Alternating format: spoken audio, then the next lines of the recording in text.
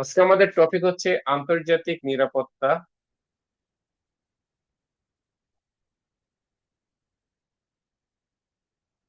ও আন্তঃরাষ্ট্রীয় ক্ষমতা সম্পর্ক, পার্ট 2। আমরা এই অংশে পড়বো হচ্ছে কিছু চুক্তি পড়বো, নিরস্ত্রীকরণ এবং অস্ত্র নিয়ন্ত্রণ সংক্রান্ত কিছু চুক্তি পড়বো। তাহলে তার আগে আমরা জেনে নেব তিনটি টার্মিনোলজি, যার একটা নাম হচ্ছে আর্মামেন্ট। আর্মামেন্ট, আর একটা নাম কি ডিসআর্মামেন্ট, আর একটা নাম কি আর্মস কন্ট্রোল। খেয়াল করবে, একটা নাম কি আর্মামেন্ট, আর একটা নাম কি ডিসআর্মামেন্ট, আর একটা নাম কি আর্মস কন্ট্রোল। এটা বাংলা দেখি, এটা বাংলা আছে অস্ত্রীকরণ, এটার বাংলা কি নিরস্ত্রীকরণ, এটার বাংলা কি, এটার বাংলা হচ্ছে অস্ত্র নিয়ন্ত্রণ। খেয়াল করবে, অস্ত্রীকরণটা কি বা আর্মামেন্টটা কি? যখন কোন রাষ্ট্র সামরিকভাবে শ্রেষ্ঠত্ব অর্জনের জন্য পর্যাপ্ত পরিমাণে অস্ত্র তৈরি করবে, অস্ত্রের গুণগত মান বৃদ্ধি করবে, অস্ত্রের সংখ্যা বাড়াবে, সেনাবাহিনীতে সৈন্য সংখ্যা বাড়াবে, এবং বাজেট যখন প্রণয়ন করবে, বাজেটের সামরিক খাতে বরাদ্দ বাড়াবে, তখন সেই কর্মকাণ্ডকে বলা হয় ইংরেজিতে আর্মামেন্ট, যার বাংলা হচ্ছে অস্ত্রীকরণ। দ্যাট মিনস এটার মূল বক্তব্য হচ্ছে সীমাহীন ভাবে অস্ত্র তৈরি, সীমাহীন ভাবে অস্ত্র তৈরি। অপরদিকে ডিসআর্মামেন্টটা কি? ডিসআর্মামেন্টটা হচ্ছে যে যখন দুই বা ততোধিক রাষ্ট্র পারস্পরিক আলাপ আলোচনার সাপেক্ষে তারা তাদের উৎপাদিত অস্ত্র হ্রাস করবে, পুনরায় অস্ত্র তৈরি করবে না, অস্ত্রের গুণগত মান বৃদ্ধি করবে না, সেনাবাহিনীতে সৈন্য সংখ্যা না বাড়িয়ে বরং সৈন্য সংখ্যা দিনে দিনে কমিয়ে আনবে, সামরিক খাতে বরাদ্দ না বাড়িয়ে বরং বরাদ্দ কি করবে, কমিয়ে আনবে। তাহলে এটার মূল বক্তব্যটা কি? মূল বক্তব্য হচ্ছে অস্ত্র হ্রাস করা, অস্ত্র কি করা, হ্রাস করা। অপরদিকে আর্মস কন্ট্রোলটা কি? আর্মস কন্ট্রোলের বাংলা হচ্ছে অস্ত্র নিয়ন্ত্রণ। অস্ত্র নিয়ন্ত্রণটা কি সেটা শুনবে, যে কোন একটি রাষ্ট্র তার নিজের নিরাপত্তার জন্য অস্ত্র তৈরি করবে, কিন্তু অস্ত্রকে ততটুকু তৈরি করবে যতটুকু তৈরি করলে নিজ রাষ্ট্রের নিরাপত্তা রক্ষা হয় এবং অন্য রাষ্ট্রের নিরাপত্তা বিঘ্নিত না হয়। তো আমরা বলতে পারি সীমিত পরিসরে, সীমিত পরিসরে সীমিত সংখ্যক অস্ত্র তৈরি করার নাম হচ্ছে অস্ত্র নিয়ন্ত্রণ। তো সীমিত পরিসরে সীমিত সংখ্যক অস্ত্র কি করা, তৈরি। তাহলে এবার একটু আমরা সামারি আপ করি। আর্মামেন্ট, অস্ত্রীকরণটা কি? সীমাহীন ভাবে অস্ত্র তৈরি করা। ডিসআর্মামেন্টটা কি? উৎপাদিত অস্ত্র হ্রাস করা। আর্মস কন্ট্রোলটা কি? একটা রাষ্ট্র অস্ত্র তৈরি করবে, তবে ততটুকুই ও তৈরি করবে যতটুকু তৈরি করলে নিজের নিরাপত্তা রক্ষা হবে, অন্যের নিরাপত্তা বিঘ্নিত হবে না। That is the difference between armament, disarmament and arms control. All are clear কিনা? জি স্যার, ক্লিয়ার স্যার। ওকে, এবার আসো। তাহলে আমাদেরকে এখন কি করতে হবে? আমাদের এখন যেটা করতে হবে সেটা হলো যে এই নিরস্ত্রীকরণ এবং অস্ত্র নিয়ন্ত্রণ সংক্রান্ত যে চুক্তিগুলো আছে সেই চুক্তিগুলো আমাদের এখন করতে হবে। সবার আগে আমরা যে চুক্তিটা নিয়ে আলোচনা করব, সেই চুক্তির নাম কি? সেই চুক্তির নাম হচ্ছে এনপিটি। চুক্তিটার নাম কি? চুক্তিটার নাম হচ্ছে এনপিটি, বা নিউক্লিয়ার নন প্রলিফারেশন ট্রিটি। প্রলিফারেশন ট্রিটি। অনেক সময় এই পূর্ণরূপটির বাংলা দিয়ে প্রশ্ন হয়ে থাকে। এর বাংলাটা আমরা লিখে নিব। এর বাংলাটা হচ্ছে পরমাণু অস্ত্র বিস্তার রোধ চুক্তি। পরমাণু অস্ত্র বিস্তার রোধ চুক্তি, দ্যাট ইজ এনপিটি। পরমাণু অস্ত্র বিস্তার রোধ চুক্তি, দ্যাট ইজ এনপিটি। এখন আসো, আমরা যখন চুক্তি পড়ি, আমরা যখন চুক্তি পড়ি বাজারের বই পুস্তক ধরে, তখন সাধারণত আমরা পড়ি এই চুক্তি কত সালে স্বাক্ষরিত হলো, কার কার মধ্যে স্বাক্ষরিত হলো, কারা স্বাক্ষর করলো, কারা স্বাক্ষর করলো না। অফকোর্স এটা ইম্পর্টেন্ট ইনফরমেশন, এটা আমাদের পড়তে হবে, কিন্তু এই টাইপের তথ্য তো আমাকে শত শত চুক্তির ক্ষেত্রে পড়তে হচ্ছে। তাহলে কি হবে, এইটার ইনফরমেশন আর একটার মধ্যে চলে যাবে, আর একটা ইনফরমেশন আর একটার মধ্যে চলে যাবে। তাহলে আমাদের কি কি করতে কিভাবে পড়তে হবে? এক, চুক্তি কিন্তু এমনি এমনি হয়, এই চুক্তির ব্যাকগ্রাউন্ড জানতে হবে। চুক্তির ব্যাকগ্রাউন্ড জেনে যদি আমরা পড়ি, তাহলে এই তথ্যগুলো খুব সহজে কি হবে, খুব সহজেই আমাদের মনে থাকবে। খেয়াল করবে। তাহলে সবার আগে আমরা যেটা করব, যে দুটি তথ্য জানি, এটা হলো যে পৃথিবীতে পরমাণু অস্ত্র আছে, নিউক্লিয়ার উইপন্স আছে এমন রাষ্ট্র কয়টি? 9টি। তবে এমন রাষ্ট্র কয়টি? 9টি। তবে খেয়াল করবে, পৃথিবীতে এই 9টি রাষ্ট্র যাদের হাতে পরমাণু অস্ত্র আছে, এই 9টি রাষ্ট্রের মধ্যে 8টা রাষ্ট্র কি করেছে? 8টা রাষ্ট্র তারা তাদের পরমাণু অস্ত্রের পরীক্ষা চালিয়েছে। এই 8টি রাষ্ট্র তারা তাদের পরমাণু অস্ত্রের পরীক্ষা চালিয়েছে, যে কারণে ওই 8টি রাষ্ট্রকে কি বলা হয়? ওই 8টি রাষ্ট্রকে বলা হয় পরমাণু স্বীকৃত শক্তিধর। মানে স্বীকৃত পরমাণু শক্তিধর দেশ কতটি? স্বীকৃত পরমাণু শক্তিধর দেশ হচ্ছে 8টি। তাহলে এখানে দুইটি প্রশ্ন দেখো, দুটি তথ্য যদি তোমাকে পরীক্ষায় প্রশ্ন করা হয়, পরমাণু অস্ত্র আছে এমন দেশ কতটি, তুমি উত্তর দিবে কয়টি? 9। আবার যদি প্রশ্ন আসে যে পৃথিবীতে স্বীকৃত পরমাণু শক্তিধর দেশ কতটি, তখন তুমি উত্তর দিবে কয়টি? উত্তর দিবে 8টি। এই 8টি দেশ কারা, সেটা আমরা দেখে নিই। প্রথমে ইউএসএ, এরপরে রাশিয়া,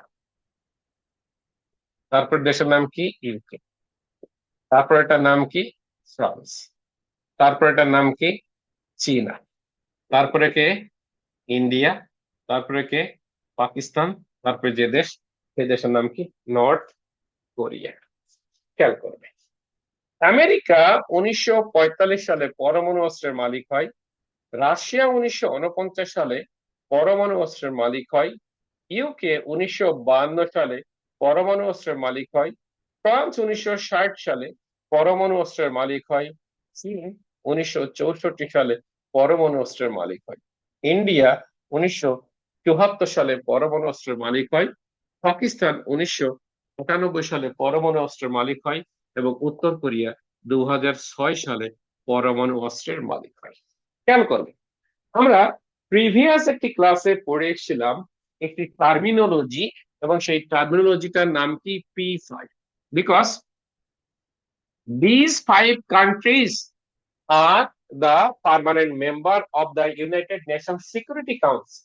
এই 5টি দেশ জাতিসংঘের নিরাপত্তা পরিষদের স্থায়ী সদস্য, যে কারণে এদেরকে কি বলা হয়? P5 বলা হয়, সংক্ষেপে P5 বলা হয়। এবার খেয়াল করো তো, কোল্ড ওয়ার কালীন, অর্থাৎ কোল্ড ওয়ার ছিল দ্বিতীয় বিশ্বযুদ্ধের পর আমেরিকা এবং সোভিয়েত ইউনিয়নের মধ্যে সমাজতন্ত্র এবং পুঁজিবাদতন্ত্রকে কেন্দ্র করে যুদ্ধের মতো টান টান উত্তেজনা, এটা বিশ্ব রাজনীতিতে কোল্ড ওয়ার শব্দটি বলা হয়, কোল্ড ওয়ার দিয়ে ব্যাখ্যা করা হয়। তাহলে এই 5টি রাষ্ট্রের মধ্যে দেখো আবার দুটি ভাগ আছে। তার মানে এই 5টি রাষ্ট্রের মধ্যে 3টি রাষ্ট্র আছে যারা পুঁজিবাদী রাষ্ট্র, 2টি রাষ্ট্র আছে যারা সমাজনীতি রাষ্ট্র। দ্যাট মিনস আমরা বলতে পারি ইউকে, ইউএসএ, ফ্রান্স, এরা কি? পুঁজিবাদী রাষ্ট্র। আর আমরা যদি বলি রাশিয়া, আর একটা দেশের নাম কি? চীন, এরা কি? সমাজনীতি রাষ্ট্র। তাহলে এই পক্ষ ভার্সেস এই পক্ষ, এদের মধ্যে চলেছিল যে যুদ্ধের মতো টান টান উত্তেজনা, সেই যুদ্ধটার নাম কি? সেই যুদ্ধটার নাম হচ্ছে কোল্ড ওয়ার বা স্নায়ু যুদ্ধ, যে যুদ্ধ চলেছিল 1945 সাল থেকে শুরু করে 1991 সাল পর্যন্ত। এই কোল্ড ওয়ার কালীন, এই কোল্ড ওয়ার কালীন এই 3টা দেশ বিশ্বের বিভিন্ন দেশকে নানা ইস্যুতে সহযোগিতা দিয়ে নিজেদের নিয়ন্ত্রণে রাখার চেষ্টা করেছে। আমরা গ্রামগঞ্জে দেখতে পাই, দুজন মাতুব্বর গ্রামে, ধরে নাও দুজন মাতুব্বর কি করে, ধরে নাও দুজনেরই কি আছে, ধরে নাও 100 বিঘা, 500 বিঘা, 1000 বিঘা জমি আছে। তাহলে ধরে নাও এই লিডারের নাম কি? এ, আর এই লিডারের নাম কি? বি। এখন এই লিডারে গ্রামে নিজের আধিপত্য টিকে রাখার জন্য, ধরে নাও 20 জন লোককে বললো যে এই যে আমার 2 বিঘা জমি, একজনকে বলে এই 2 বিঘা জমি তুমি করে কি, মাকে কোনো টাকা পয়সা দিতে হবে না, তুমি তোমাদের চাষবাস করে খাও। এও বললো যে, আরেকজনকে বললো, আরেকজনকে বললো, এও কি করলো, এও এও এও এরকম ভাগ করে দিল। তাহলে এবার দেখো তো, এই লিডার এ এবং লিডার বি এরা কিন্তু মারামারি করে নাই, বাট এদের মধ্যে প্রতিযোগিতা চলছে গ্রামের লোককে ডিভাইডেড করে কিভাবে নিজের আয়ত্তে রাখা যায়।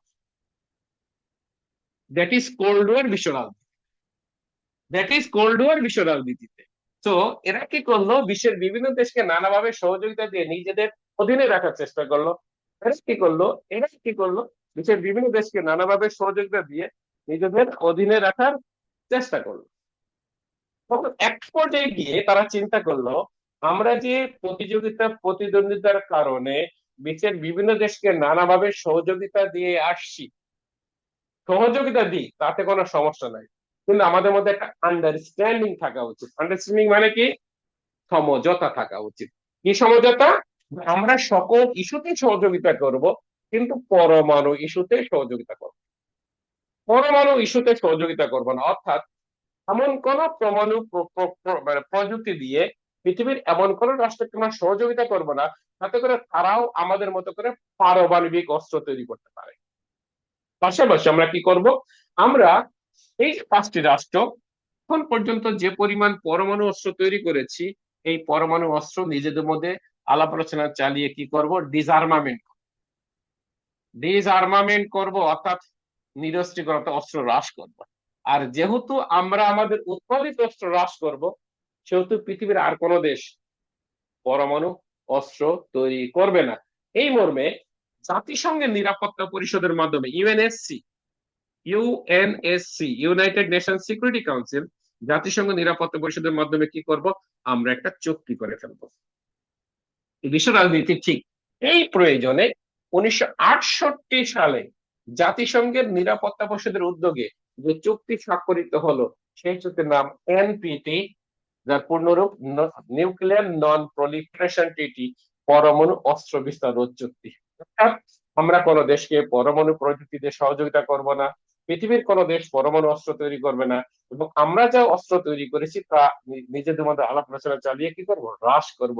যে কারণে এই চুক্তির নাম হয়ে গেল পরমাণু অস্ত্র বিস্তার রোধ চুক্তি। এবং এই চুক্তি কার্যকর হলো কত সালে? 1970 সালে। বাংলাদেশ এই চুক্তিতে স্বাক্ষর করলো 1979 সালে। এবং এই চুক্তিতে এখনো স্বাক্ষর করেনি, কে কে স্বাক্ষর করেনি? স্বাক্ষর করেনি ইন্ডিয়া, স্বাক্ষর করেনি পাকিস্তান, স্বাক্ষর করেনি তোমার ইসরায়েল, স্বাক্ষর করেনি তোমার north south Sudan, south Sudan. এই 4টা দেশ এখন পর্যন্ত এই চুক্তিতে স্বাক্ষর করেনি। তাহলে উত্তর কোরিয়া কি স্বাক্ষর করেছিল? হ্যাঁ, উত্তর কোরিয়া, উত্তর কোরিয়া এনপিটি চুক্তিতে 1985 সালে স্বাক্ষর করে। কিন্তু উত্তর কোরিয়া তো একটা দুষ্টু দেশ, উত্তর কোরিয়ায় এই চুক্তিতে স্বাক্ষর করলেও এই চুক্তির নীতিমালা গোপনে গোপনে ভঙ্গ করে। অর্থাৎ উত্তর কোরিয়া এই চুক্তি স্বাক্ষর করলেও কিভাবে পরমাণু অস্ত্র তৈরি করা যায় এই প্রযুক্তি উত্তর কোরিয়া অর্জন করতে পারলো।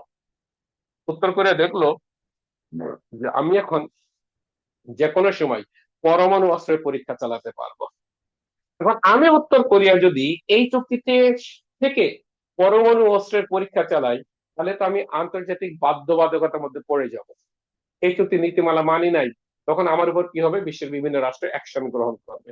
তার কারণ উত্তর কোরিয়া কি করলো, এই উত্তর কোরিয়া এই চুক্তি থেকে 2003 সালে নিজেকে প্রত্যাহার করে নিল, বের করে নিয়ে 2006 সালে বিশ্বের 8ম দেশ হিসেবে পরমাণু অস্ত্রের পরীক্ষা চালালো। 3 বছর পরে কেন করলো? দেখো, 3 বছর পরে কেন করলো, তুমি এভাবে চিন্তা করো। উত্তর কোরিয়া ইচ্ছা করলে 2003 সালে কি করতে পারতো, পরীক্ষা করতে পারতো। 2003 সালে পরীক্ষা না করে উত্তর কোরিয়া কেন পরে পরীক্ষা করলো? তুমি চিন্তা করো।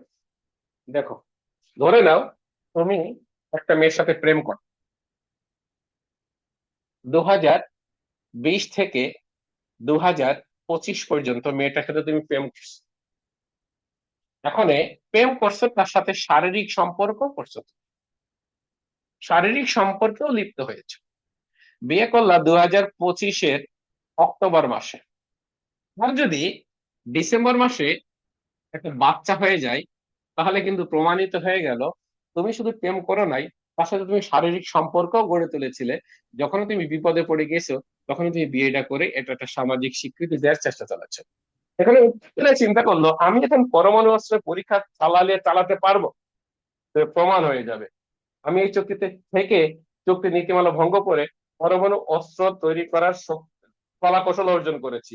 এখানে উত্তর কোরিয়া 3 বছর সময় নিয়ে 3 বছর পর কি করলো, এই চুক্তিতে স্বাক্ষর করলো। বিষয়টা কি বুঝতে পারছো? ঘরের ঘটনা গ্রামের রাজনীতি আন্তর্জাতিক রাজনীতির সাথে কি করা যাবে, মেলানো যাবে, বাট সেটাকে বুঝতে হবে। হ্যাঁ, যেমন আমি গ্রামের সন্তান, অনেকেই মনে করে নবাব তো শহরে থাকে, গ্রামের রাজনীতি কি কি বোঝে। কিন্তু আমি যে গ্রামের রাজনীতির উপরে পিএইচডি করা, তা তো এরা জানে না। জানে কথা বলো, জানে না। না স্যার, যাবে না। তোমরা কি আমার কথা বুঝতে পারছো? হ্যাঁ, জি স্যার। ওকে।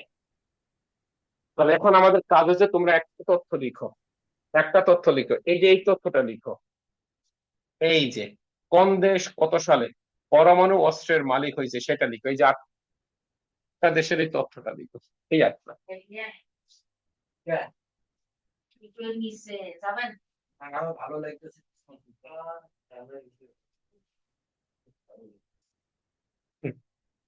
ভালো লাগতেছে?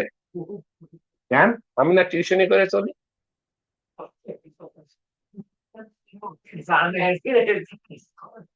হ্যাঁ,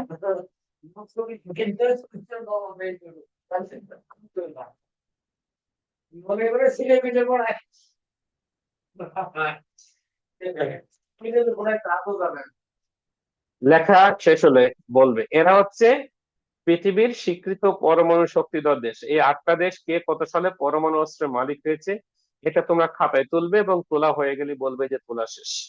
চুক্তির এভাবে ব্যাকগ্রাউন্ড জেনে জেনে যদি তোমরা পড়তে পারো, চুক্তির তথ্য অটোমেটিক্যালি মনে থাকবে। ক্লিয়ার? Yes sir. লেখা শেষ? जी सर। ওকে।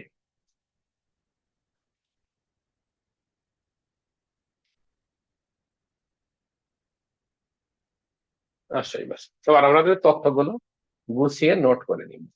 এনপিটি স্বাক্ষরিত হয়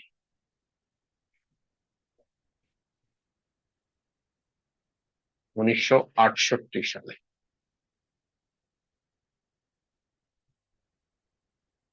কার্যকর হয় 1970 সালে,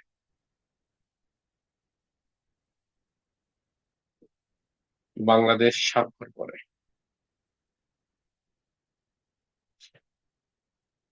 1979 সালে। এই চুক্তিতে এখনো স্বাক্ষর করেনি India, Pakistan, Israel, south Sudan.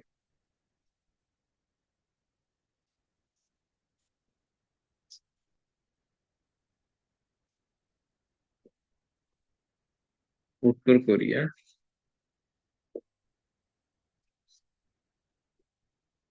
এই চুক্তিতে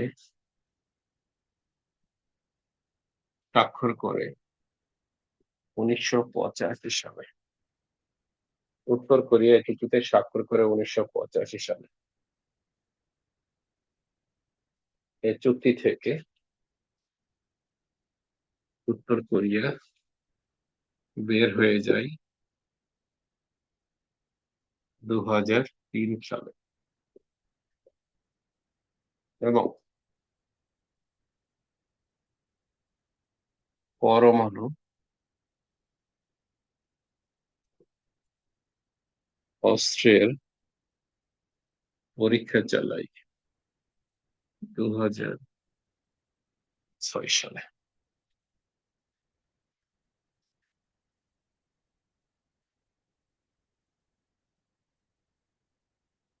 পরমাণু অস্ত্র আছে এমন দেশ 9টি, কিন্তু স্বীকৃত দেশ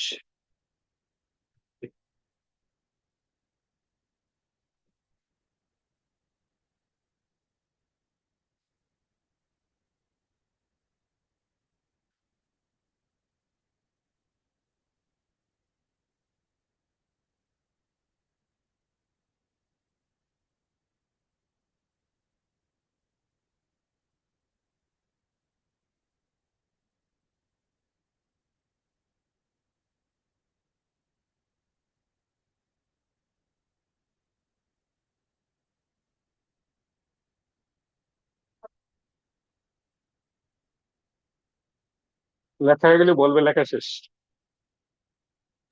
শেষ স্যার। সবার শেষ? জি স্যার, শেষ স্যার। এরপরে যে চুক্তি লিখবো, তোমরা কি আজকে বিসিএস এর ইংরেজি প্রশ্ন দেখছো? জি স্যার, দেখছিলাম স্যার। হ্যাঁ, তো ভালো করে পড়ালেখা করে কিন্তু, হ্যাঁ, এটা কিন্তু ওই অন্যান্য চাকরির পরীক্ষা না, প্রাইমারি পরীক্ষা না। হ্যাঁ, স্যার এটা কিন্তু কিন্তু আমার তো মনে হয় যে প্যাসেজটা মোটামুটি কমনের মধ্যে আসে। Artificial intelligence. হ্যাঁ। সো ভালো করে যদি না পড়তে পারে তাহলে কিন্তু হবে না। হ্যাঁ, বিসিএস থেকে কিন্তু এখন অনেকেই কিন্তু দেখবা যে মুখ ফিরিয়ে নিবে। হুম। স্যার আমাদেরই আর ইচ্ছা করে না স্যার 46-এর রেজাল্ট, 45-এর রেজাল্ট দেখার পরে স্যার। এই জন্য আমি মানুষকে বলি যে যদি সম্মানে বাঁচতে চাও, ভালোভাবে বাঁচতে চাও, সৎভাবে জীবনযাপন করতে চাও, এই দেশ ছেড়ে চলে যাও। এই দেশ না, এই দেশ ফালতু একটা দেশ।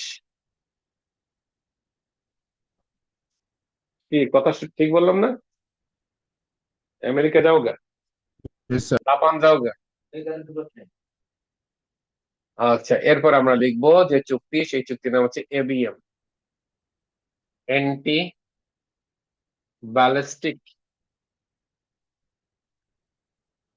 মিসাইল ট্রিটি।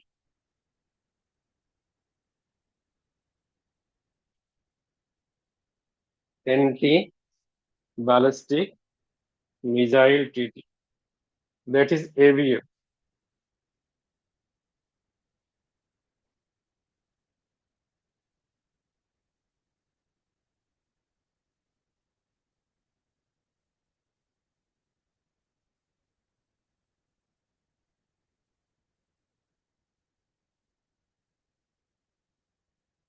লেখা হইলে বলবে যে লেখা লেখা শেষ।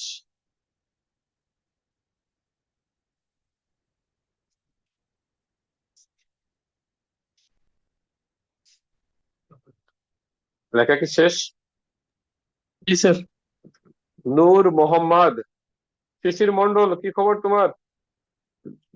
হ্যাঁ স্যার আছি স্যার, আসসালামু আলহামদুলিল্লাহ। আলাইকুম স্যার। কেমন আছেন স্যার? এই তো আছি ভালো ভাই। সারাদিন তোমাদেরকে সেদিনকে বলছিলাম না, কালকে যার কথা বললাম না তোমাদের ক্লাসে, রাফি জামিল, কাস্টমস ক্যাডারে চাকরি পাইছে। জি স্যার।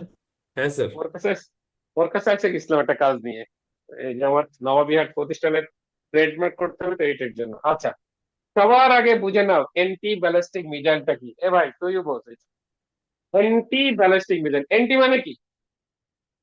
এন্টি মানে কি? বিপরীত। বিপরীত বি- স্যার। বিপরীত বা বিপক্ষে, তাই না? ও আমার জি স্যার। এন্টি, আমার এন্টি গ্রুপের লোক, গ্রামের লোকজন এই কথাবার্তা বলে না, তার মানে কি ওরা সমগোত্রীয় না, সমজাতীয় না, সম আদর্শের না। একজন বিএনপির, একজন আওয়ামী লীগের, এই জন্য বলে ও আমার কি এন্টি। এন্টি ব্যালিস্টিক মিসাইল, দেখো মিসাইল মানে কি? ক্ষেপণাস্ত্র, তাই না? মিসাইল মানে কি? ক্ষেপণাস্ত্র। ক্ষেপণাস্ত্র। এক মিনিট, আমার একটা ফোন এসছে।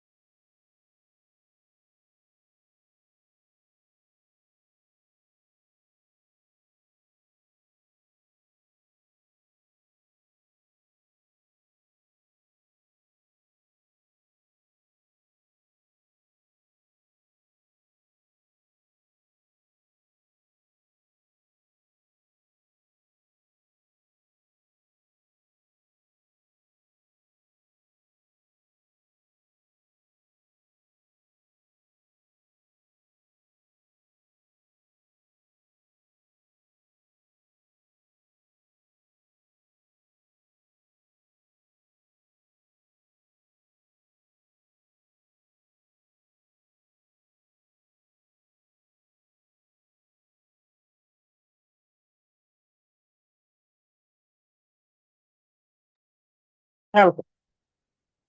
তাহলে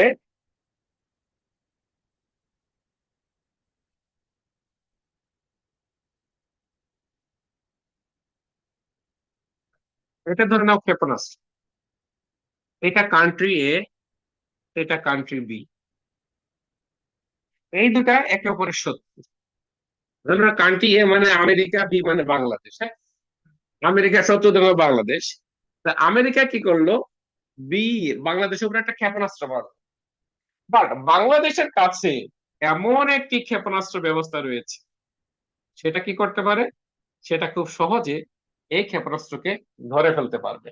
অর্থাৎ এই ক্ষেপণাস্ত্রটি বাংলাদেশের ভূখণ্ডে, বাংলাদেশের উপরে আঘাত করার আগেই বাংলাদেশ কি করলো, এই ক্ষেপণাস্ত্রটা দিয়ে এই যে কান্ট্রি এ আমেরিকা যে ক্ষেপণাস্ত্রটি মারছিল এটাকে আকাশে ধ্বংস করে দিল। তার মানে এই ক্ষেপণাস্ত্রকে ধ্বংস করা হলো এই পাল্টা ক্ষেপণাস্ত্রটা দিয়ে, যে কারণে এই সিস্টেমটাকে বলা হবে A B M system. A B M system বা অ্যান্টি ব্যালিস্টিক মিসাইল সিস্টেম বা anti ballistic missile defence system. যেমন ইসরায়েলের একটা আছে যার নাম হচ্ছে আয়রন ডোম। তোমরা নিশ্চয়ই দেখেছো, ইসরায়েলের সাথে যখন হামাসের যুদ্ধ হয়েছে, হামাস অনেক ক্ষেপণাস্ত্র মারছে, এবং যে ক্ষেপণাস্ত্রের মধ্যে বেশিরভাগ ক্ষেপণাস্ত্রই আকাশে ধ্বংস করতে করে দিতে সক্ষম হয়েছে ইসরায়েলের পাল্টা ক্ষেপণাস্ত্র ব্যবস্থা, যার নাম কি আয়রন ডোম। ক্লিয়ার কিনা বলো? অ্যান্টি জি sir, clear ballistic sir. Missile defence system, clear? জি স্যার। জি স্যার। আচ্ছা, এইবার আসো। তার মানে এই চুক্তিটি যখন হয় তখন 1900 কত সাল, 1972 সাল। দ্যাট মিনস কোল্ড ওয়ারের ভরা যৌবন। কোল্ড ওয়ারের ভরা যৌবন, ভরা যৌবন বুঝো কিনা কথা বলো। জি স্যার। কি, যেমন একটা মেয়ের 18 থেকে 25 বছর বয়স পর্যন্ত, এটা কিন্তু তার ভরা যৌবন, তাই না? কথা বলো। জি স্যার। আর একটা ছেলে মোটামুটি ভাবে 21 থেকে 30 পর্যন্ত তার ভরা যৌবন। এই জন্য বিয়ে করলে এই বয়সের মধ্যে বিয়ে করে ফেলাই যায়। যে কাম করাই লাগবে আগেই করে ফেলাও ভাই, সময় নষ্ট অ্যাকচুয়ালি দেরি হয়ে যাবে। জি স্যার। আসো, আমরা দেখো ভরা মানে কি, আমেরিকা এবং সোভিয়েত ইউনিয়নের মধ্যে প্রচুর প্রতিযোগিতা চলছিল, অস্ত্রের প্রতিযোগিতা চলছিল। এই সময় আমেরিকা এবং সোভিয়েত ইউনিয়ন একটা চুক্তি হয়। তার মানে এই চুক্তিটা কে কে স্বাক্ষর করলো, আমেরিকা স্বাক্ষর করলো, আর এক পক্ষকে ইউএসএসআর। মানে কি, এটা হচ্ছে ইউনাইটেড স্টেটস অফ আমেরিকা, আর এটা হচ্ছে union of Soviet socialist Republic, সংক্ষেপে সোভিয়েত ইউনিয়ন। চুক্তিটা হলো কত সালে, 1972 সালে। এই চুক্তিতে আমেরিকার পক্ষে কে স্বাক্ষর করলো, আমেরিকার পক্ষে স্বাক্ষর করলো তোমার 72, তাই না, রিচার্ড নিক্সন। তখন আমেরিকার প্রেসিডেন্ট ছিলেন রিচার্ড নিক্সন। অর্থাৎ বাংলাদেশের মুক্তিযুদ্ধের সময় কিন্তু আমেরিকার প্রেসিডেন্ট কে ছিল, আমেরিকার প্রেসিডেন্ট ছিল রিচার্ড। আর সোভিয়েত ইউনিয়নের প্রেসিডেন্ট কে ছিল, সোভিয়েত ইউনিয়নের প্রেসিডেন্ট ছিলেন যিনি, তার নাম ছিল Leonid Leonid Brezhnev. Leonid Brezhnev. এই দুটি রাষ্ট্র কি বললো, এই দুটি রাষ্ট্র বলল, আমরা আগামী 5 বছর কৌশলগত অস্ত্র তৈরি করা থেকে বিরত থাকব। আমাদের দুটি রাষ্ট্রের দুটি করে এবিএম সিস্টেম থাকবে, অর্থাৎ anti ballistic missile defence system থাকবে, তার বেশি থাকবে না। এবং এই চুক্তিটির মেয়াদ হবে আগামী 30 বছর। আগামী 30 বছর, এটা ছিল এই চুক্তির বিষয়বস্তু। কিন্তু আমেরিকা এই চুক্তি থেকে নিজেকে বের করে আনে 2002 সালে। অর্থাৎ আমেরিকা এবিএম চুক্তি থেকে নিজেকে প্রত্যাহার করলো কত সালে, 2002 সালে। But the question is here, why America withdraw from ABM treaty? Why America withdraw from ABM treaty? America নিজেকে কেন প্রত্যাহার করে নিয়েছিল, তাই না? এখন ধরে নাও যে আমি নির্বাচনে দাঁড়াইলাম, নির্বাচন আগে আগে কি করলাম, আমার নমিনেশন আমি প্রত্যাহার করে দিলাম, নিশ্চয়ই কোনো কারণ আছে, সে কারণটা কি হতো না সেটা। প্রথম কারণ, আমি যার এগেনিস্টে দাঁড়াইছি সে আমাকে মেরে ফেলার হুমকি দিয়েছে, এটা একটা কারণ হইতে পারে। এবং আর একটা কারণ হইতে পারে, আমি যার এগেনিস্টে দাঁড়াইলাম সে আমাকে বললো, তোমার 1 কোটি টাকা দিচ্ছি, তুমি নির্বাচন করতে খামাখা ভোট নষ্ট করবা, তুমি কি করো, তুমি বসে যাও। আমি কি করলাম, আমি বসে গেলাম, তাহলে এটা কারো তাহলে নিশ্চয় কোনো একটি ঘটনার পিছনের একটা ঘটনা থাকে। তাহলে এবিএম চুক্তি থেকে আমেরিকা নিজেকে কেন প্রত্যাহার করে নিল সেইটা আমাকে জানতে হবে। যদি যদি তুমি না জানো, যদি তুমি ওইটাই মুখস্থ করে বসে থাকো, তাহলে এটা কোনো পড়ালেখার মধ্যে পড়ে না। তোমাকে তো পড়ালেখা করতে গেলে আন্তর্জাতিক রাজনীতি, আন্তর্জাতিক অর্থনীতি, ঘটনার পিছনের ঘটনা তোমাকে, তাইলে কিন্তু হবে না, হ্যাঁ, বাদ হবে।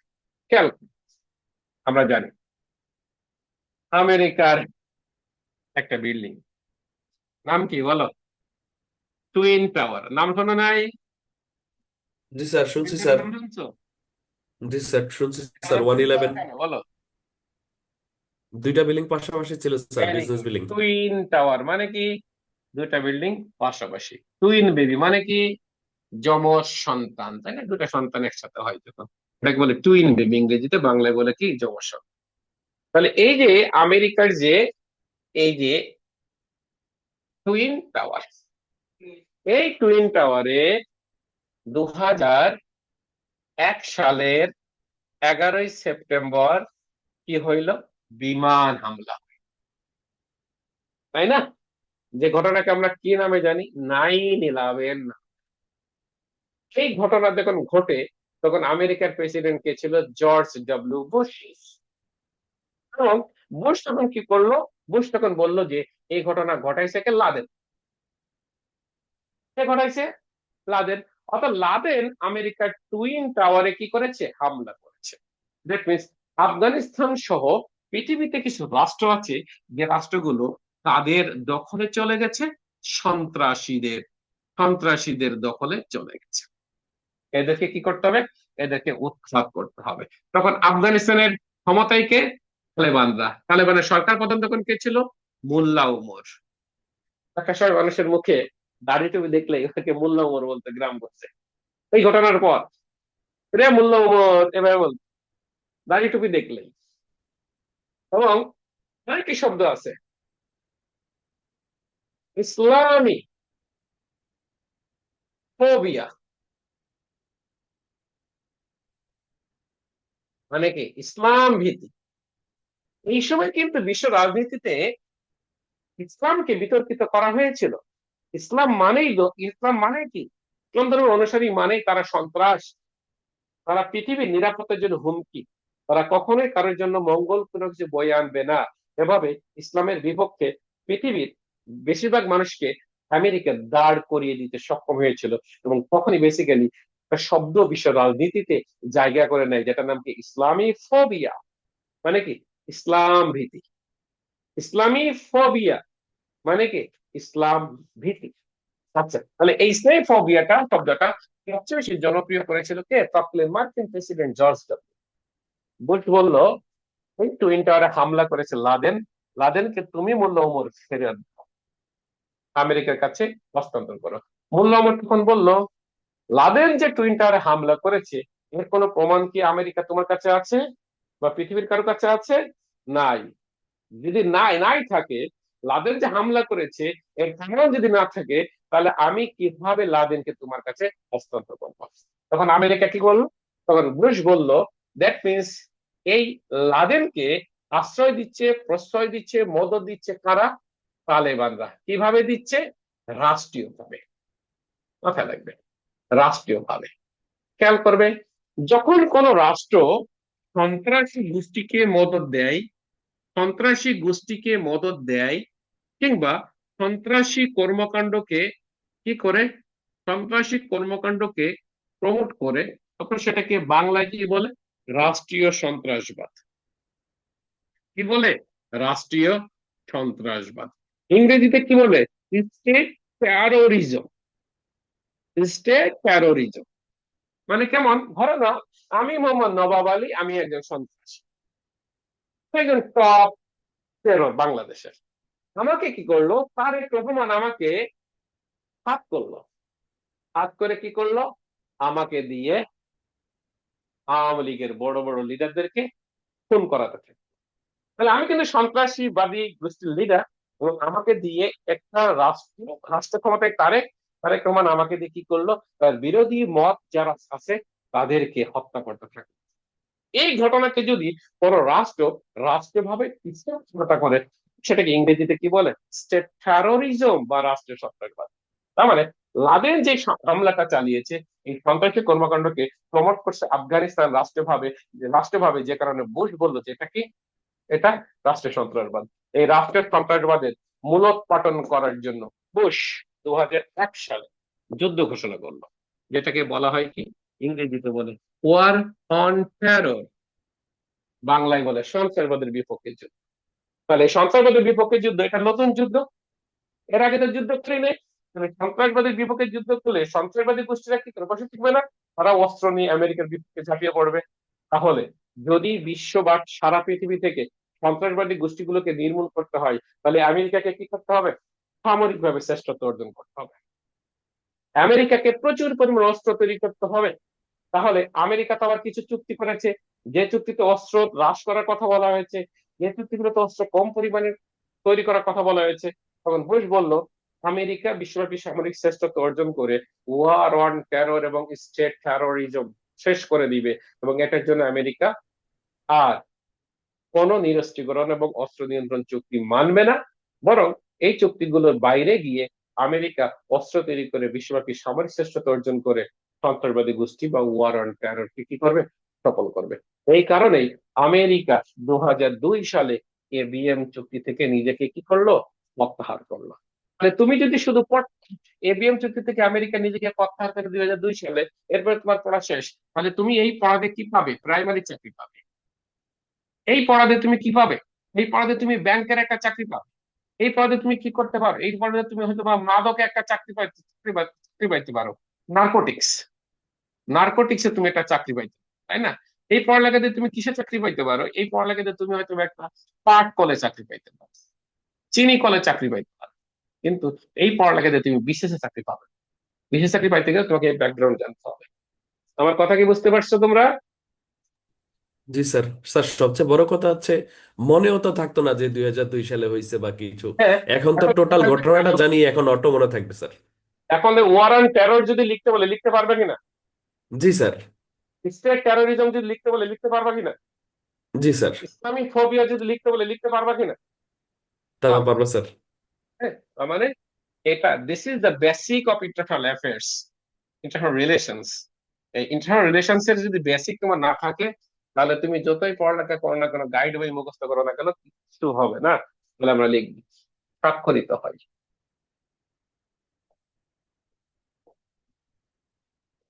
1972 সালে যুক্তরাষ্ট্রের পক্ষে স্বাক্ষর করে।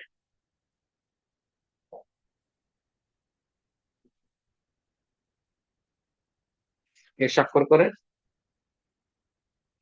Richard Nixon.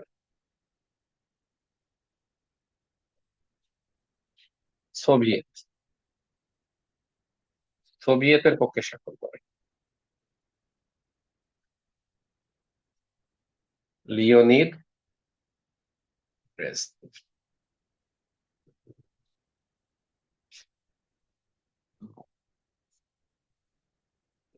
এ চুক্তি থেকে যুক্তরাষ্ট্র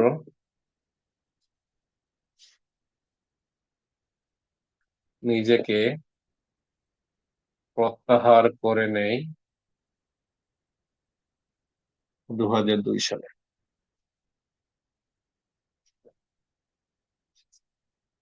2000 কত সালে? 2 সালে। ভাই এই দুইটা জিনিস এখানে রাখ,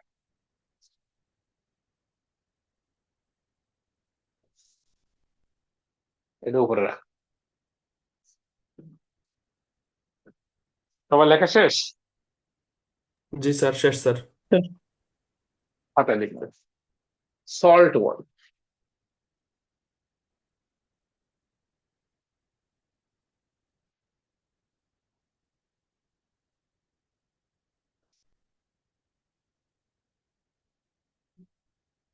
সল্ট ওয়ান। সল্টের পূর্ণরূপ কি? Strategy, arms, limitation.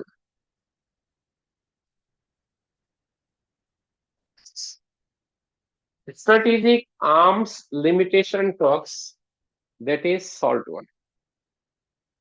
Strategic arms limitation talks, that is SALT 1. দেখো তো এখানে লিমিটেশন আছে কিনা।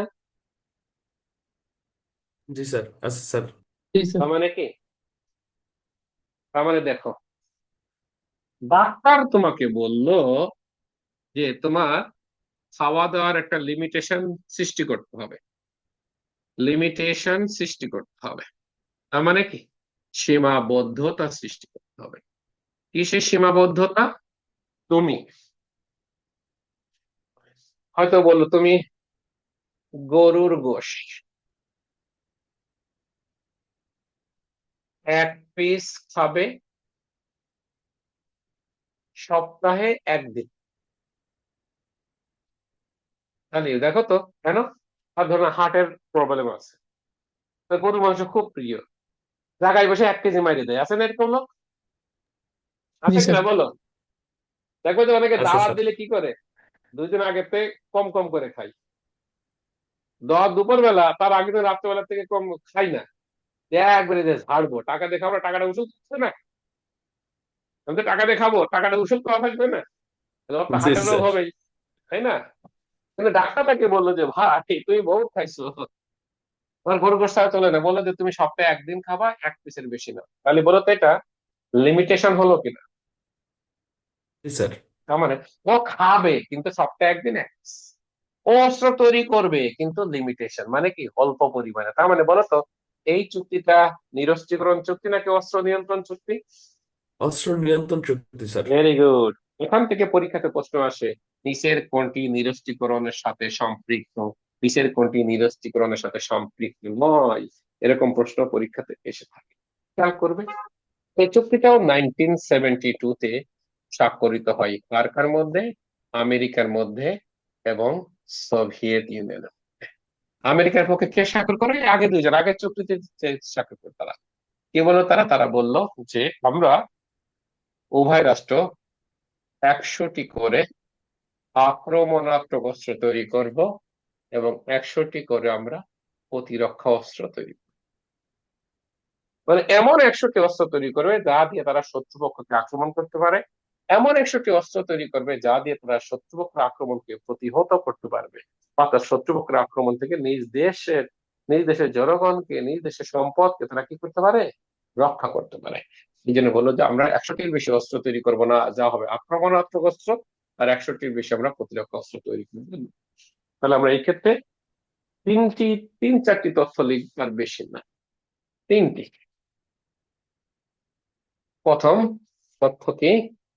প্রথম তথ্য হচ্ছে স্বাক্ষরিত হয়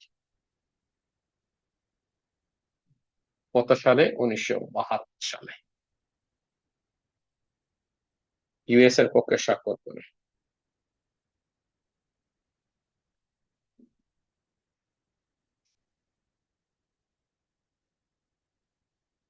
রিচার্ড নিক্সন সোভিয়েত ইউনিয়নের পক্ষে স্বাক্ষর করে। লিওনিড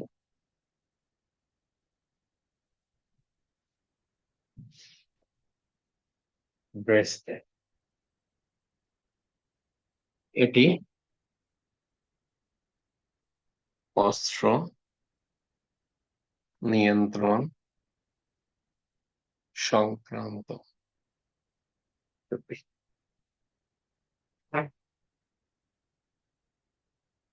লেখা শেষ? জি স্যার, জি শেষ স্যার। স্যার। লেখা শেষ। রায়ান কবির সাদিদ, তুমি কি ক্লাসে কথাবার্তা বলো না?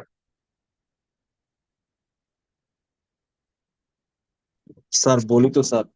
স্যার সমস্যা হচ্ছে আমার বাসাটা স্যার একদম মেইন রোডের উপরে, তো স্যার আনমিউট করলে মানে রাস্তার শব্দ আসে স্যার।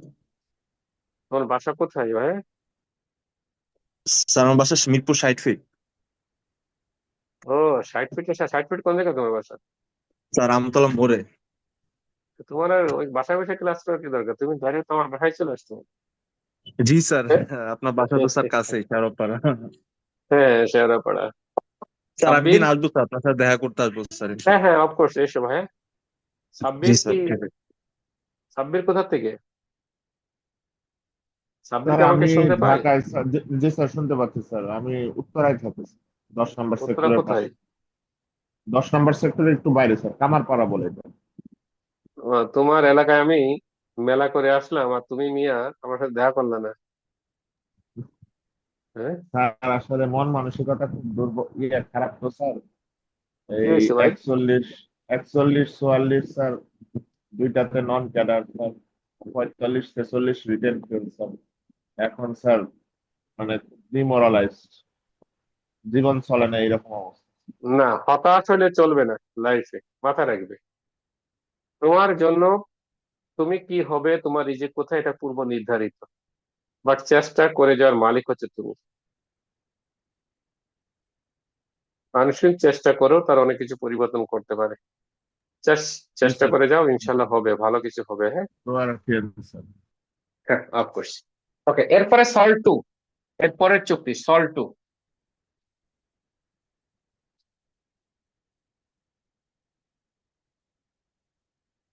সল টু লিখো। আগে এই চুক্তির তথ্য লিখবো, তারপর আমরা ব্যাখ্যা করব। স্বাক্ষরিত হয় 1979 সালে।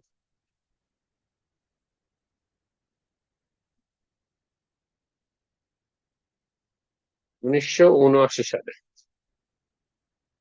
ইউএস এর পক্ষে স্বাক্ষর করে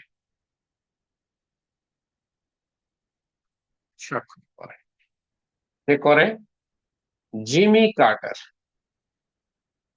জিমি কার্টার মার্কিন প্রেসিডেন্ট, হ্যাঁ। সোভিয়েত ইউনিয়নের পক্ষে স্বাক্ষর করে। কে স্বাক্ষর করে? ওই আগের ব্যক্তি স্বাক্ষর করে, লিওনিদ ব্রেজনেভ। আরেকটি তথ্য লিখবে এই চুক্তির ক্ষেত্রে, এই চুক্তিটি মার্কিন সিনেটে অনুমোদিত হয়। এই চুক্তিটি মার্কিন সিনেটে অনুমোদিত হয়। আমাদের এই টপিকের উপর কিন্তু 4টা ক্লাস টোটাল, আজকে দিয়ে 2টা ক্লাস হবে, আর বাকি টপিক গুলোর উপর আরো 2টা ক্লাস। এই চুক্তিটি মার্কিন সিনেটে অনুমোদিত হয়নি। আচ্ছা, তোমরা তো সম্ভবত এখানে যারা আছো তারাই রেগুলারলি ক্লাস করে, বাকিগুলোতে রেকর্ড ক্লাস। তোমাদের ভিতর কি জব হোল্ডার কেউ আছো? না স্যার। স্যার আমি তো স্যার ক্লাস করতে পারি না নিয়মিত, যখন আসি। আজকে স্যার নাইট করছি, এই আজকে করতে পারতেছি। তুমি কি ডাক্তার? না স্যার, নূর মোহাম্মদ স্যার, তোমার মেট্রো মামা রেল কি স্যার। মানে নাইট করতে হয় মানে কিসের তুমি? আমাদের তো sir roster duty sir, evening morning night. তোমার কিসে আছো তুমি? আগারগাঁও স্টেশনে স্যার, স্টেশন কন্ট্রোলার। ও, ভুলে গেছেন স্যার? তুমি নূর মোহাম্মদ, তোমার বাড়ি কিশোরগঞ্জ না? জি স্যার। আমি তো স্যার আপনার কাছে 20 সালে পড়ছিলাম, 2020। তুমি আমার এরপরে বাসায় স্যার। আসলে না সেদিনকে মিষ্টি নিয়ে? জি স্যার, জি স্যার, জি স্যার। আয় রে, তোমার আমি একদিন সচিবালয় স্টেশনে যে পরিমাণ খুঁজলাম। জি স্যার, ওইটা স্যার বলছিলেন ওই দিন ক্লাসে, ওই দিন আমিও ছিলাম, ওরিয়েন্টেশনের দিন। ও, তুমি মেট্রোতে স্টেশন কন্ট্রোলার না? জি স্যার, কিন্তু আচ্ছা, আমি তো সকালে স্যার এই ডিউটি জন্য কয়টায় শুরু রেগুলার হয়? করতে পারি। আমার স্যার সকাল ডিউটি হলো 8টা থেকে। আচ্ছা, আর এদিকে সাব্বির, আর সাব্বির কি চাকরি করো? না স্যার, কোথাও জয়েন করিনি। শিশির, শিশির? স্যার সব চাকরি চুকরি ছেড়ে দিয়ে আসছিলাম এই লাইনে স্যার, এখন আইসা বোকা হয়ে গেছি স্যার। তুমি চাকরি ছাড়ে দিয়ে আসছো এই লাইনে, তুমি আগে কিসে চাকরি করতা? স্যার আমি এই যে স্বপ্ন আগ্রামী নেওয়াজার আছে না স্যার, আমি স্বপ্নতে চাকরি করতাম আর আগারগাঁওতে স্যার ম্যানেজার ছিলাম স্বপ্নর স্যার। আগরাতে, আচ্ছা। আর রায়ান কবির সাদিক তুমি? না স্যার, আমার স্যার মাত্র অনার্স কমপ্লিট হলো স্যার, মাস্টার্স শুরু তাই- হয়েছে আমার। হয়তো তোমরা যে কোনো সময় ক্লাস করতে পারো, আর নূর মোহাম্মদ তো রেকর্ড রেকর্ড ক্লাসই করে, তাই না? জি স্যার, আমি ম্যাক্সিমামই রেকর্ড ক্লাস করি। আচ্ছা, ওকে, এবার আসে। তাহলে এই চুক্তিটি মার্কিন সিনেট বলতে কি? ইউএস এর পার্লামেন্ট, আমেরিকার পার্লামেন্টের নাম কি? US Congress. এই ইউএস কংগ্রেসের, এটা হচ্ছে বাই ক্যামেরাল লেজিসলেচার, মানে কি দ্বিকক্ষ বিশিষ্ট আইনসভা। এটা দুইটা কক্ষ, যার উচ্চ কক্ষের নাম কি, আপার হাউসের নাম হচ্ছে সিনেট, আর লোয়ার হাউস বা নিম্ন কক্ষের নাম কি, হাউস অফ রিপ্রেজেন্টেটিভ, বাংলায় বলে প্রতিনিধি পরিষদ। তার মানে মার্কিন পার্লামেন্টের উচ্চ কক্ষ সিনেট, এই সিনেটে এই চুক্তিটি অনুমোদন হয়নি। তাহলে কেন হয়নি সেটা শোনা যাক। এই ব্যাখ্যা করে আজকে ক্লাস শেষ করব। লক্ষ্য রাখবে এই চুক্তিতে কি বলা হয়েছিল। এই চুক্তিতে আমেরিকা এবং সোভিয়েত ইউনিয়ন তারা কি বলল, তারা বলল আমরা উভয় রাষ্ট্র আইসিবিএম এবং এসএলবিএম,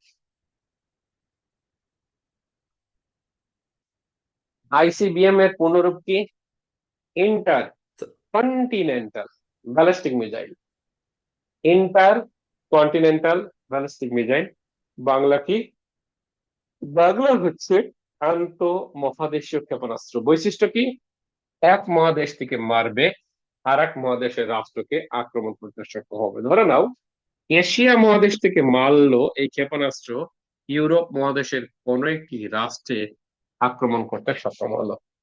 এই যে ক্ষেপণাস্ত্র এক মহাদেশ থেকে মেরে আর এক মহাদেশের দেশকে আক্রমণ করা যায়, এটাকে কি বলে, আইসিবিএম। মানে মারবে এখান থেকে পড়বে এখানে। মানে দেখো ভারতীয় বাংলা সিনেমা আছে না মিঠুনের, এমএলএ ফাটাকেস্ট, ওখানে জি ডায়লগ আছে স্যার। কি, মারবো এখানে, লাশ পড়বে লাশ পড়বে কোথায়, শ্মশানে। শ্মশানে। শ্মশানে স্যার।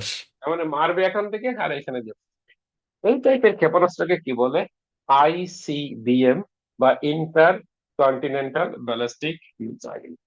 এসএলবিএমটা কি, submarine launched ballistic missile. Submarine যেটা পানির তলদেশ দিচ্ছে, মাঝে মাঝে দেখো না তোমরা, পানির ভিতর থেকে মিসাইল মারে, এসএলবিএম। এসএলবিএম মানে সাবমেরিন লঞ্চড ব্যালিস্টিক মিসাইল। এলো, দুটি রাষ্ট্র বললো আমরা আইসিবিএম তৈরি করব 2250টি করে, তার বেশি আমরা তৈরি করবো। আর এসএলবিএম তৈরি করবো আমরা 2400 করে। এসএলবিএম টা কাছে নিয়ে এসে, এসএলবিএম, এই এসএলবিএম আমরা তৈরি করব 2400 পিস করে, তার বেশি আমরা তৈরি করব। এবং এই চুক্তিতে আরেকটি কথা বলা হলো যে আমরা, এই দুটি রাষ্ট্র বলছে আমরা দুই রাষ্ট্রের কোন রাষ্ট্রই নিজ দেশের বাইরে গিয়ে, আমেরিকা এবং সোভিয়েত ইউনিয়ন তারা বলল কি, বলল আমরা দুটি রাষ্ট্র আর নিজ দেশের ভৌগোলিক সীমারেখার বাইরে গিয়ে অন্য কোনো দেশে কি করব না, সৈন্য মোতায়েন করব না। মানে অন্য দেশে আর সৈন্য পাঠাবে না। অন্য দেশে নিজেদের দখলদারিত্ব টিকে রাখার জন্য, নিজেদের পছন্দসই সরকারকে টিকে রাখার জন্য তারা অন্য কোনো দেশে সৈন্য পাঠাবে না, অন্য কোনো দেশে সৈন্য মোতায়েন করবে না। তো খুব ভালো কথা। তাহলে এত সুন্দর সুন্দর কথা বলার পরেও কেন এটা মার্কিন সিনেটে অনুমোদিত হলো? দুটি পক্ষই তো এটা নিয়ে স্বাক্ষর দিচ্ছে, তাই না? এখানে বাবা তো ছেলেকে বিয়ে করাইলো, দেখে শুনে বিয়ে করাইলো, এরপর ছেলের বউকে বেটার ভবিষ্যৎ স্বীকৃতি দিবে না কেন? নিশ্চয় কোনো একটা কাহিনী আছে। বিয়ে করাইছে, তার হয়তো বা তার মেয়ের সম্পর্কে কি কি শুনেছে, কোন একটা আকাম শুনছে, তাই না? আচ্ছা, আসতে পারে। এখানে একটা কাহিনী আছে যে কেন এই চুক্তিটি মার্কিন সিনেটে অনুমোদিত হয়। খেয়াল করবে, দেখেছে। স্যার এই পর্যন্ত দেখা যায় এখন যেটুকু। আমার সামনে তো দেখা যাচ্ছে, আমি দেখতেছি যে দেখা যাচ্ছে কিনা, খেয়াল করো। দক্ষিণ এশিয়ার এই দেশের নাম হচ্ছে আফগানিস্তান। এই আফগানিস্তানে 1979 সালে কারা ক্ষমতায় আসে, কমিউনিস্টরা ক্ষমতায় আসে, সমাজতন্ত্র প্রতিষ্ঠিত হলো দক্ষিণ এশিয়ার মতো একটা দেশে, আফগানিস্তানের মতো একটা দেশে, যে রাষ্ট্রটি ভূ রাজনৈতিক ভাবে অত্যন্ত গুরুত্বপূর্ণ। কেন আফগানিস্তান ভূ রাজনৈতিক ভাবে অত্যন্ত গুরুত্বপূর্ণ? কেন আফগানিস্তানে আমেরিকা সোভিয়েত ইউনিয়ন আফগানিস্তানে নিজেদের দখলে রাখতে চেয়েছিল? এই ইতিহাস বলবো যখন আমি আফগানিস্তান। সো তখন আফগানিস্তানের বেশিরভাগ মানুষ কি, হুজুর, দাড়ি টুপি আলা লোক। তারা বলল আমরা সোভিয়েত ইউনিয়নে কি মানি না, আমরা আফগানিস্তানে কি মানি না, সমাজতন্ত্র মানি না। এই কথা বলে এই হুজুররা এই সমাজতন্ত্রের বিপক্ষে আন্দোলন সংগ্রাম শুরু। জ্বালাও পোড়াও শুরু করলো। তখন আফগানিস্তানের সরকার চিন্তা করলো এই হুজুরদের আন্দোলন যদি দমন করে সমাজতন্ত্র টিকে রাখতে হয়, তাহলে বৃহৎ কোন শক্তির সমর্থন লাগবে। এ কারণে এ কারণে এই কমিউনিস্ট গভর্নমেন্ট সহযোগিতা চাইলো কার কাছে? সোভিয়েত ইউনিয়নের কাছে। সোভিয়েত ইউনিয়নকে বলল যে তোমরা কি পাঠাও? সৈন্য পাঠাও। কি আসছে? আসছো তোমরা?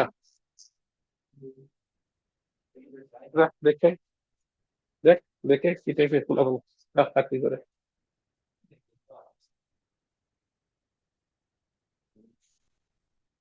এক মিনিট।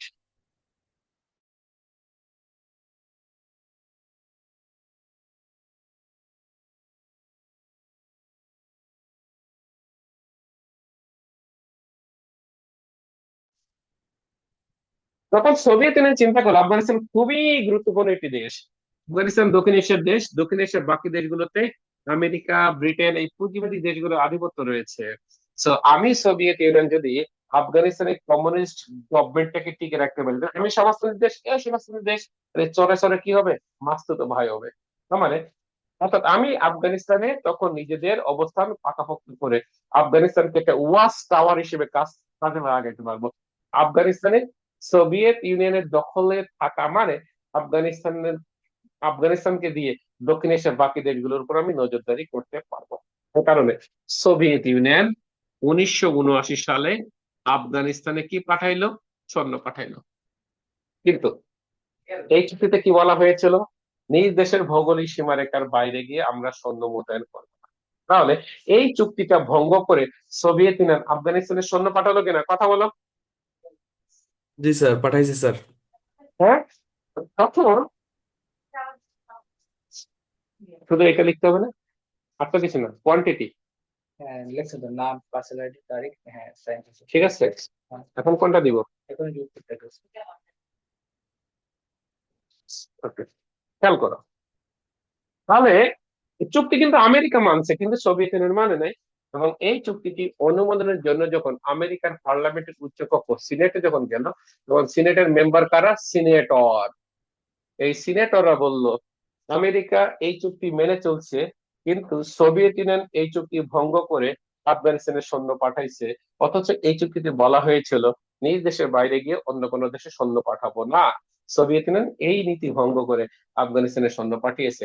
তো আমরা এই চুক্তিটি অনুমোদন দিতে পারি না। আর এ কারণেই সল্ট চুক্তিটি মার্কিন সিনেটে অনুমোদিত হয়নি। সবাই ক্লিয়ার? জি স্যার, ক্লিয়ার স্যার। জি, ভালো থাকো। আগামীকাল আবার দেখা হবে তোমাদের সাথে। আল্লাহ হাফিজ। আসসালামু আলাইকুম স্যার। ওয়ালাইকুম আসসালাম। ওয়ালাইকুম ওয়ালাইকুম আসসালাম।